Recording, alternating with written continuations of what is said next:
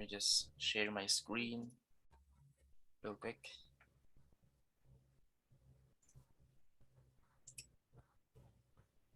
Okay, so before I will start our discussion for the module 5, so any question or clarification so far regarding the discussion last meeting? Or any concerns regarding with the new module today? Well, I'm pretty sure you guys have already saw the module, the week 5, module 5 tab. So again, as usual, you guys have a lot of quiz to do. Oh, don't you guys worry, they are super easy anyway. All right, so if you guys don't have a question anymore, so let me just check if you guys are already in front of your computer. So just give me a thumbs up. So to those who are, whom I can see their faces, so it's okay already. To those their cameras are off, so please give me thumbs up so that I would know that you are already ready. Okay, great. So most of you are already here. Okay, so module 5 is statistics. So let me start with the question. Have you guys already learned about statistics before? Anyone who has taught maybe the basics? Or this is your first time?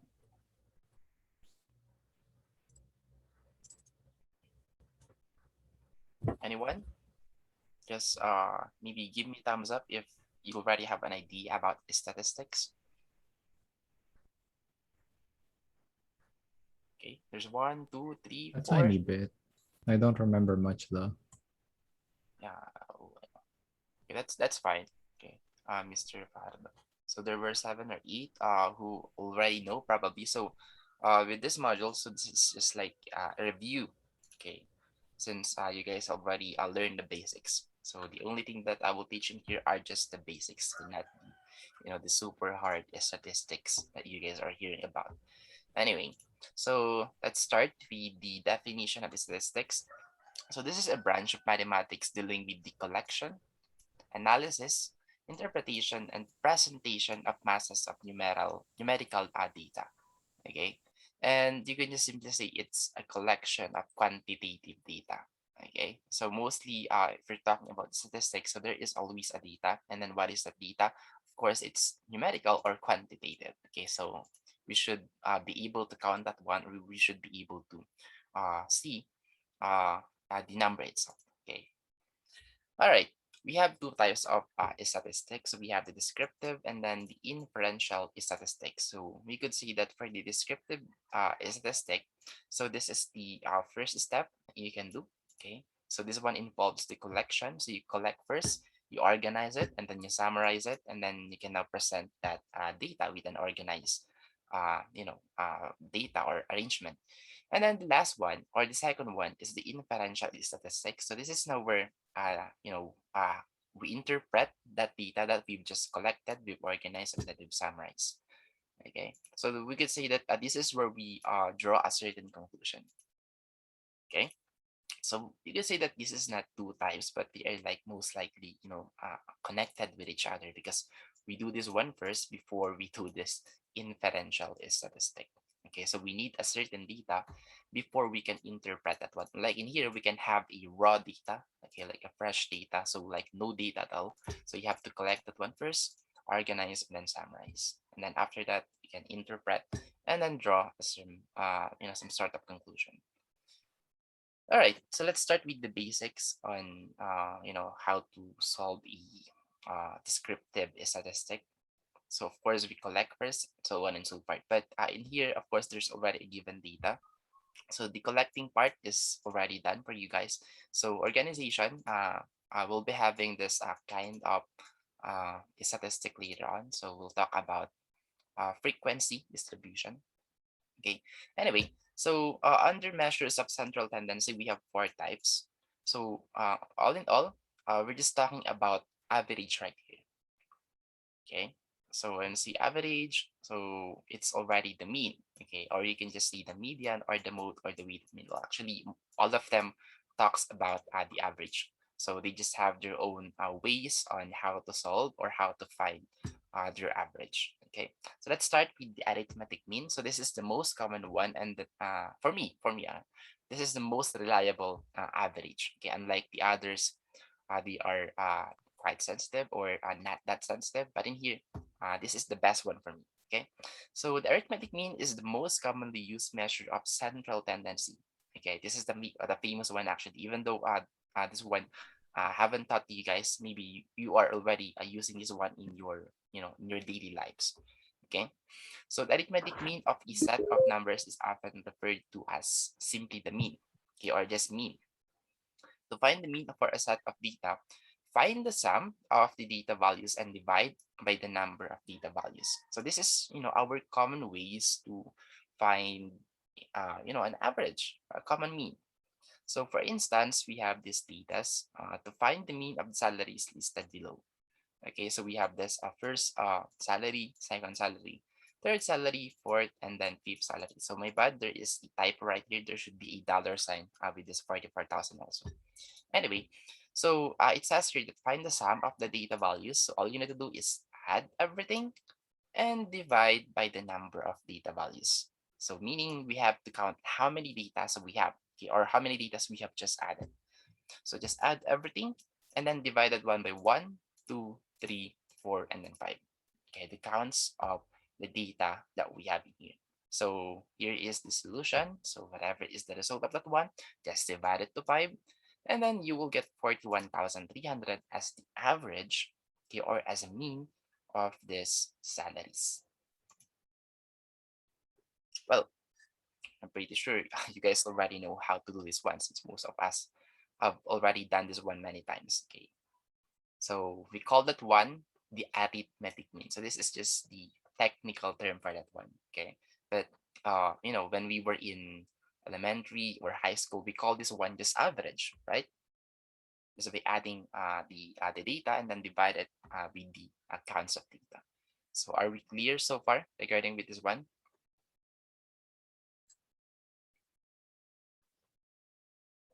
Well, everything is super basic for now.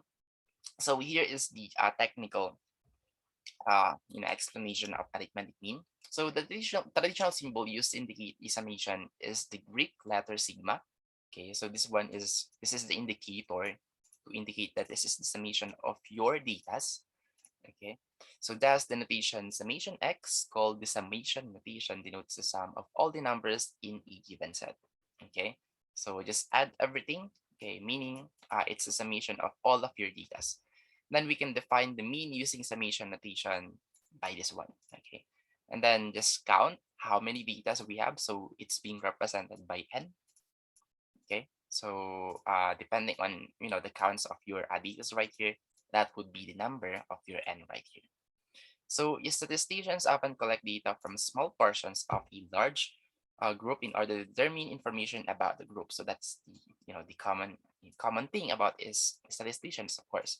The certain group, they need to divide that group maybe, and then just get the data that they wanted, and then they can now do anything that they can do, whatever they can do to that data, so they can get it. Maybe the average, the deviation, maybe. So there's a lot of things that they can do. So the others, it's up to them now. So in such situations, the entire group under consideration is known as the population.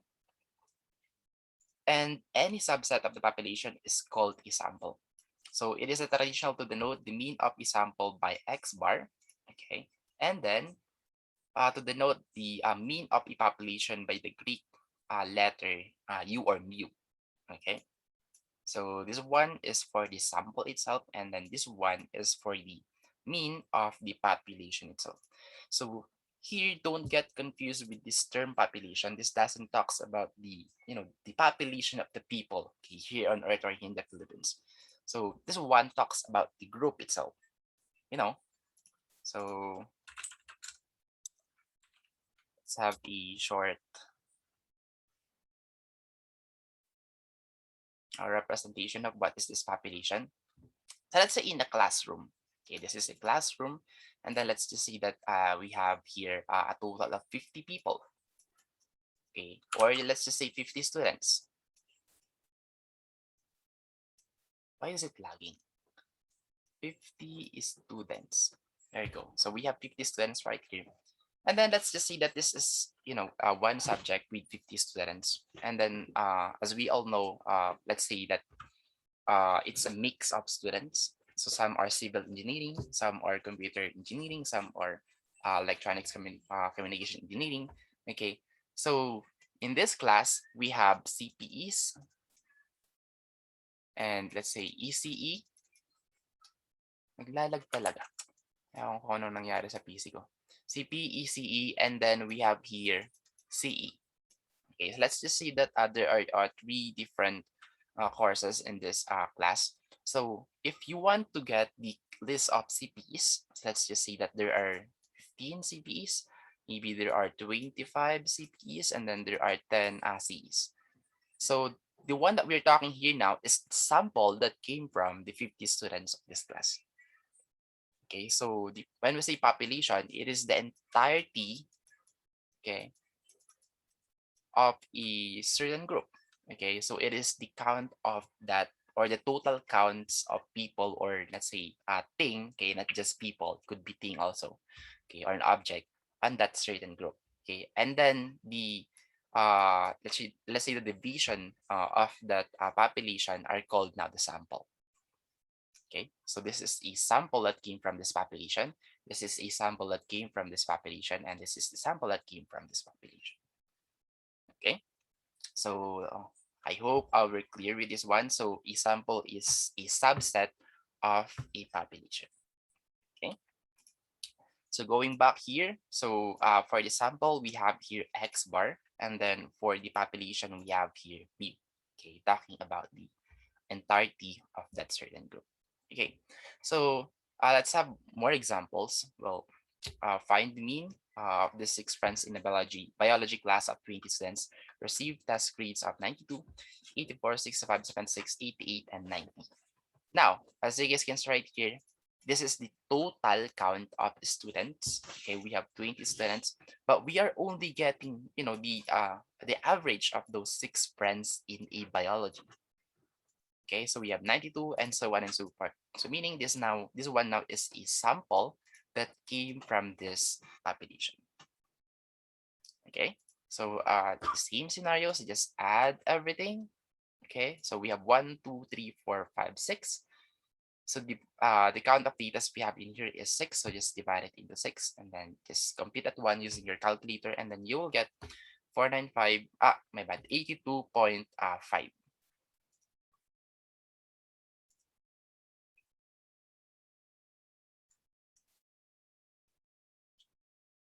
Okay, so 420 came from Mr. Dennis. He said, I'm a late. I don't know. So maybe he just calculated that one using his mind. So the answer is 495, and then divided the one by 6, you will get 82.5 as the average or as the mean of this one. And since this one is a sample, so you have to use X bar. Okay, so don't use mu because this is not the population or the entirety of that certain group. So this one is just the part of that population. Okay, so are we clear so far regarding with this example? Well, you can just verify this one later on. Okay, so as long as you guys are getting the idea, then it's already fine. So are we clear so far about sample, population, and then the mean, and Yes, then the sir. the X bar, and then the mu, those things. All right, so let's now proceed to the median. So that's already it for the arithmetic mean. So let's now talk about the median. So this is another way, another type of doing or getting the average. So essentially, the median is the middle number. Okay, from the word itself, median. So that's why it's called median, because we are getting the middle part or the middle number or the mean of the two middle numbers in a list of numbers that have been arranged in numerical order from smallest to largest or largest to smallest. So either of those two, they are just the same. So any list of numbers that is arranged in numerical order from smallest to largest or largest to smallest is a rank list. So we call that one a rank list. So in here, we have two steps. we have to arrange that one first into a rank list. So it could be from smallest to largest or largest to smallest. So either of those two, it's fine. Okay. So in here, in arithmetic mean, you only have one, you know, step, and then you will get the result as soon as possible. But in here, we have two steps. We have to arrange that one into a rank list, and then we have to decide, or we have to check if that is, or if it's a odd, okay, or if it's an even. So what I mean by odd or even, so it is the count of data that we have in that let's say a group. So the problem in here is, what if we have 900 plus datas? So are you willing to count it one by one just to check if it's uh, if it's odd or even? So that is the hard thing with the median.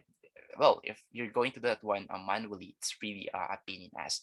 But I think there's a lot of applications that will let you arrange that one from top, from smallest to largest, and then it will identify if the total counts of numbers are odd or even. So with that, it will make your life easier. Okay. Anyway, so yeah, so in solving the median, okay, so just rank that one into a rank list, and then you can just simply get the middle number if the n is odd. Okay, if we have an odd counts of datas, and then we have to get the mean of the two middle numbers if the n is even. Okay, so are we clear with that one so far?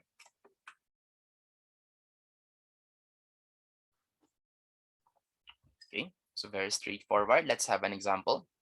So find the median of the data in the following list. So in here, we only have 1, 2, 3, 4, 5, 6, 7 datas. So very quick to see what is the median in here. And then the number two is 1, 2, 3, 4, 5, 6. Okay, so it's already obvious. So if it's odd, you can just get the middle one. But of course, you have to arrange this one first. But for the number two, of course, you have to get the two middle numbers, since we have an even count of datas in here. So here is the solution. So in arranging this one, we'll have 1 for 8, 9, 12, 14, 21. So as you guys can see, this one is arranged from smallest to largest, or you can do the other way around, largest to smallest, so it's fine. And then in here, you will get 9 as your middle number. So this is already the median for the number one. Okay. And then for the number two, so in here, we have accounts of even numbers, okay, for the counts of datas. So in here we have, uh, well, you can just disregard those two, okay. But in here, so we have to get the two middle numbers, which is the 77 and 89. And then we have to add those and then get the mean of those two numbers. So 77 plus 89 divided by 2. Oops, wala ba akong sagot dito ay solution? Right, so I don't have the solution in here, but yeah, 77 plus 89 divided by 2, okay, it will give you a result of 83. So this is now the median, okay, that was solved from these two numbers. So it is also possible that the median is not around or is not on this list of datas. So you can come up with new median, okay, because we have an even counts of datas in here. So are we clear with the median?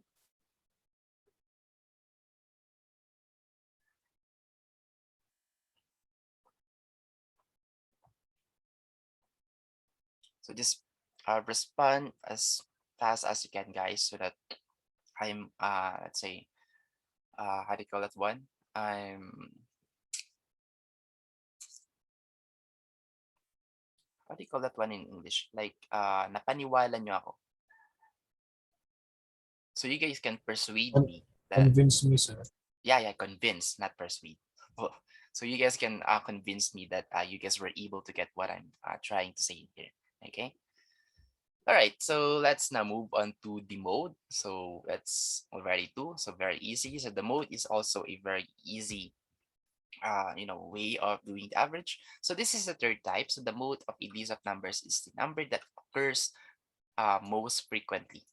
So in here, this is another problem, since What if again we have 900, 5,000 datas, and then you need to check that one by one? All you need to do in the mode is find the data that occurs the most. So again, it would be a pain in ass if you have 5,000 datas, 10,000 datas, even 20,000 datas. Okay, if you're going to do that one manually. But then again, I think there's a lot of applications out there that all you need to do is copy and paste those datas that you have uh, accumulated, and then it will do the computation already in just one click. So some lists of numbers, of course, do not have a mode, so that's possible. So for instance, in the list of 1, 6, 8, 10, and so on and so forth, each number occurs exactly once only. So because no number occurs more often than the other numbers, so there is no mode on this particular example. Okay, so that is also possible, and it is also possible that we can have more than one mode. Okay, we can have two, we can have three, four, five, or even 10, or even 100. Okay, so for instance, in the list of 4, 2, and so on and so forth, okay, you can just check this one later on. Number 2 occurs 3 times, and number 9 occurs 3 times also. So with that, we have 3 the same counts of datas in one group. So each of the numbers occurs less than 3 times. So this is for the others. Thus, 2 and 9 are both modes for the data.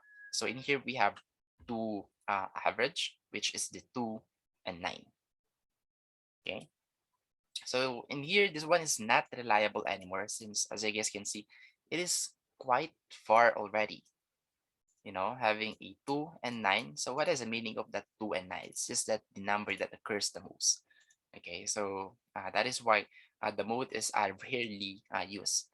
Compared to median, so median is a little bit more reliable when it comes to getting the average. But when it comes to maybe most frequent data, maybe this is where you can use getting the average, or the average. Okay, so the most frequent data that appear. So let's have an example for this one.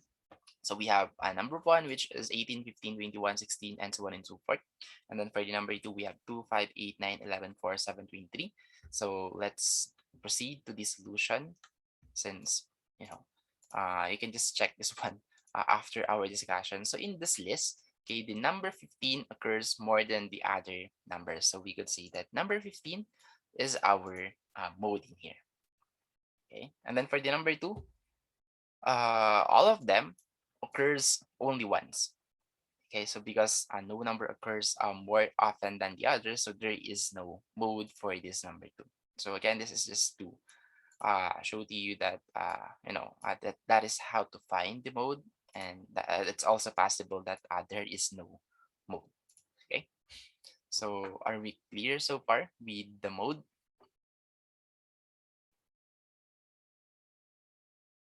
Yes, sir. Sir. All right, so those are the basics of getting the average.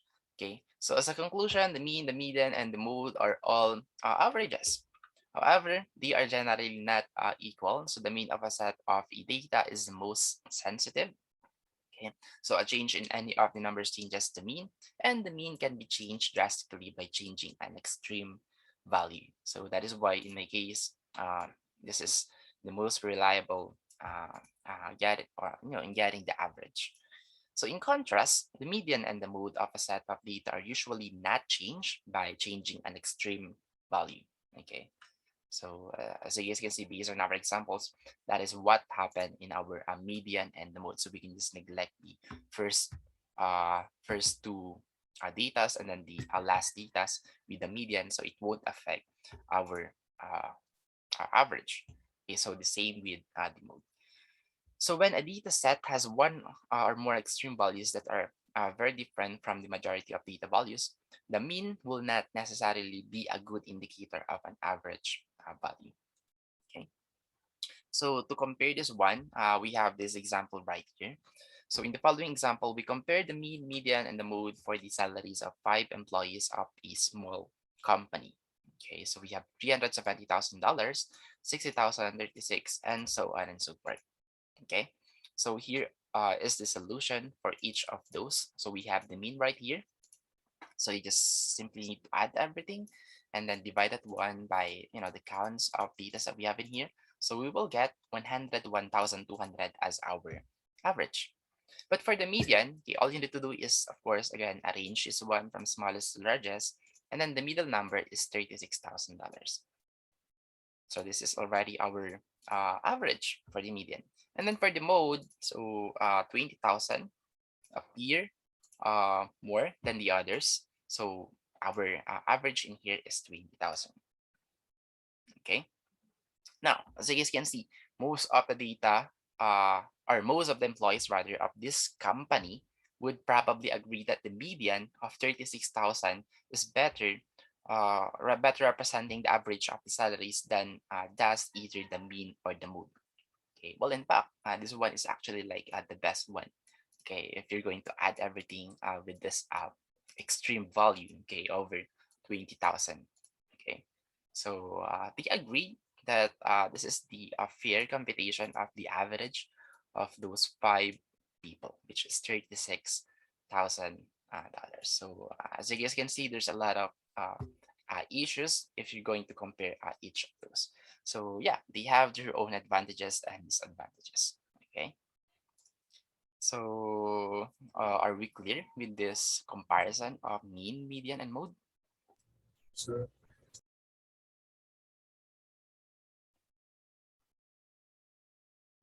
Bago ka Yes, ng sir. profile pic, I mean, ng virtual background, Mr. Balboa. Iingit ako. Kala ko pa man din may chicks ka sa likod mo. Anyway, so let's now proceed to the weighted mean. So this is now the the advanced way of computing the average of each written data. Okay, so this one still came from the mean itself. As you guys can see, we have this similar computation, but in here we are now considering the weight of that certain data. So a value called the weighted mean is often used when some data values are more important than the others. Okay, so for instance, many professors determine a student's course grade from the student's quizzes and the examination. Consider the situation in which a professor counts the examination score as 2 quizzes scores. So meaning it's like 1:2. So 1 point for the quizzes and then 2 points for the uh, exams. So we could say that, yeah, exam is really, more important than the others. So it's like, already 50% because in UC it's already 50%. Okay, and then the rest are, let's say, 10% for the sit works, and then 40% maybe for the quizzes. So that depends on the instructor itself. Okay, so to find the weighted mean of the students' scores, the professor first assign each of the quiz scores a weight of 1 and the exam score a weight of 2. Okay, so a student with quiz scores of 65, 70, and then 75, of course, you have a lot of quizzes, but you're only going to have one exam. So, and this exam right here, or his exam has a score of 90 and has a weighted mean of this competition. Now, if you guys are going to complete this one, it's super easy. All you need to do is multiply this data to its equivalent weight. So for the quiz, it's equal to 1. And then for the exam, it's equal to 2. So just multiply its, to its uh, um, like relative or partner weight. Okay, so in here we have 65 times 1, 70 times 1, 75 times 1, and then for the exam we have 90 times 2. So in here, how do we identify the counts of data? So all you need to do is ano ba to? Like, yeah, you can count them one by one, but you have to consider the weight at the same time. So in here we have 1, okay, 2, and then 3 because the weight of those quizzes is 1. But in here, Okay, you don't count this one as 1 anymore because the weight of this one is 2. So you're going to count this one as 2 itself. So that's why we have 1, 2, and 3, and then 4, and then 5. Okay, so that is why we have 5, or it's divided into 5, though we only have 4 counts of datas. Okay, so we've now considered the weight of each of those scores. So just, you know, uh, use your calculator and then just solve this one, and then you will get 390, and then divide it 1 by 5. And then this student get an average of 70. Okay. So note that the numerator of the weighted mean above is the sum of the products of each test score and its corresponding weight. And then the number 5, which is the denominator, is the sum of all weights, which is the 1 plus 1 plus 1, and then plus 2. Okay, so all you need to do is uh, count the data that you have in here and then their equivalent weight. Okay, that is a 1, 1, 1. And then we have one data in here, and its weight also. Okay, which is 2. So that's why it's equal to 5. So are we clear so far with this example, or with the idea itself of the weighted mean?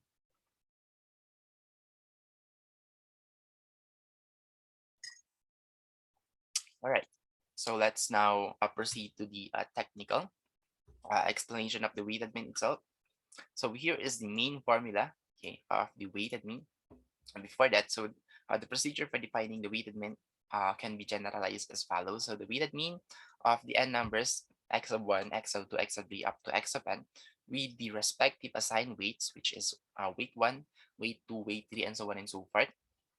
Okay, so all you need to do is multiply that one to its corresponding weight. Okay, so that is why we have here summation of your data multiplied to its corresponding weight.